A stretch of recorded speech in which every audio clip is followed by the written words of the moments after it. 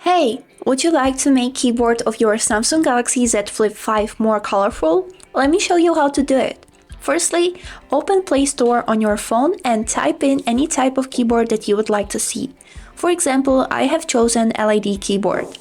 Then, find the application for this exact keyboard and click on it. After, click Install and wait until it downloads. After it's downloaded, click on Open and then click on this arrow to skip all of these. Then, right here you can choose a theme that you like and get started. And click Continue. Now click Don't Allow and agree to consent to use your personal data. After, right here you can choose from ton of options of the LED keyboards. So, for example, I have chosen RGB topographic keyboard, and to download it we need to click on this black button right here. Then we would need to open settings on our phone and type in keyboard. Here is it. Click on keyboard list and default, and right here keyboard list and default.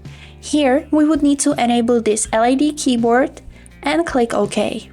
Then on this tab, which is named default keyboard, we would need to choose our LED keyboard. And that's it. Now we can take a look on our fresh new colorful keyboard by opening any search. This is how it looks. And that's it. I hope this video was helpful for you, and thank you so much for watching.